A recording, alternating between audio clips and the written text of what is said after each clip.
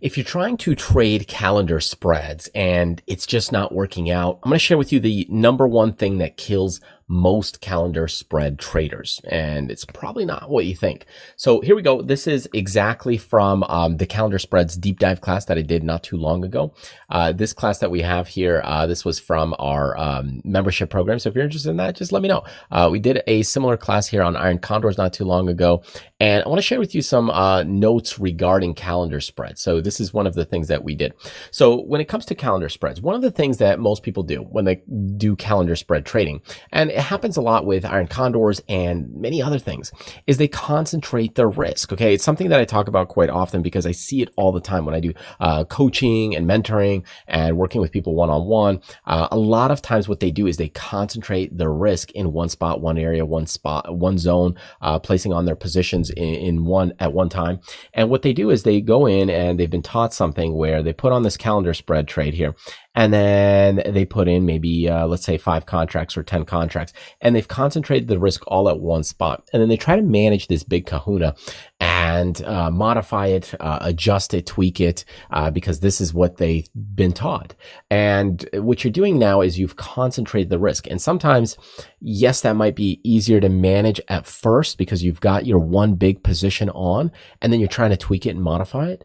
But on the other hand, what you've done is concentrate a lot of stuff in one spot at this strike right here.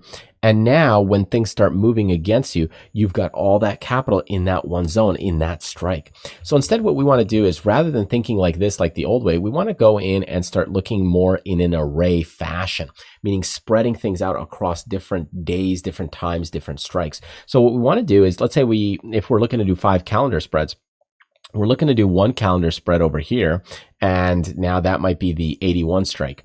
Then with time, as that calendar maybe starts moving up, or even just 2 days later or a day later, we put on another one. Now, we want to be careful we don't overlap things too much in one strike or one location. Sometimes that happens, and if you do that, you're going to concentrate too much risk in one zone or one area. So we could put on the next calendar spread, like let's say prices are moving down a little bit or moving back up.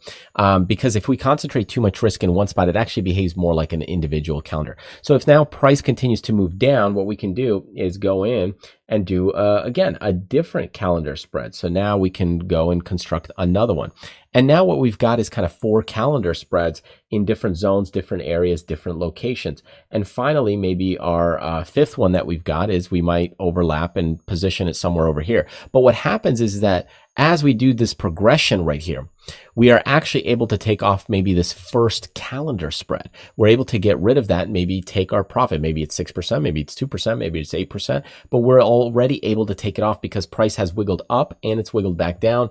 And now we're able to maybe peel it off. And now we're actually running less calendar spreads. I've discussed this actually in that class a little bit more about doing kind of this worksheet as far as calendar spreads go. And I'll give you a little insight here. So let's say you are, trading calendar spreads across 5 days here.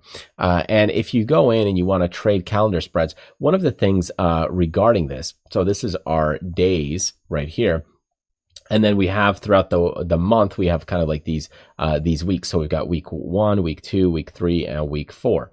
So now that we have these different weeks, what we can do is rather than positioning 5 calendar spreads in one spot, what we're going to do is, okay, on week 1, on day number 2, which is like Tuesday, we're going to throw in a calendar spread. Then come on week 2, we're going to go in and do it kind of on Wednesday. Then week 3, we're going to do it on Thursday, and week 4, we're going to do it on Friday. And what that's going to do is, because volatility change, because prices change, it alleviates the pressure of concentrating risk in one spot. If you're doing more calendar spreads, you could do this approach where, hey, every Monday you put on another type of calendar spread. Every, the Friday and Thursday and Wednesday and Tuesday, you put on, again, a different type of calendar spread. These spreads might be, let's say, a 30-day calendar spread, and you're allocating things. These might be like a 9-day calendar spread. So they could be very different. And these over here could be, let's say, a 14 or 18 day, something around that range. So you've got like a long duration, a mid duration, and a short duration calendar spreads that you're putting on. And what this does is alleviate pressure. The 9-day ones will go in and, they'll kind of close and cancel out with time a little bit faster. So you'll rotate capital faster. These 30-day ones, you might overlap more of them with time, and you might be in 3 or 4 of them by the time you get to this last one over here. So my point is that we want to spread that capital in different zones, different areas, and kind of quadrants. So this way we're not concentrating risk kind of like at one spot in a calendar spread. We want to actually go in and start spreading that capital in different zones, different areas, different price, different strikes. Gives us some variance to the portfolio. Anyways, think about that, because a lot of people that will teach this, they'll teach you the basic fundamentals to calendars, and the concentration of risk is in one spot. But me, after teaching and coaching a bunch of people over time, and a lot of the classes that we go out, for me, I look at spreading money and capital as one of the bigger issues that people have. So I try to really emphasize and focus on that, to go in, spread your money, spread your capital, not everything in one spot. And this alleviates a lot of pressure. Anyways, this is the class kind of we've been doing this week. You'll probably see this video a month or two, a couple months later. But if you're interested in it, it'll apply, many years down the road. So check it out. Check out our website, and let me know if you're serious and interested in getting started and diving deeper with some education.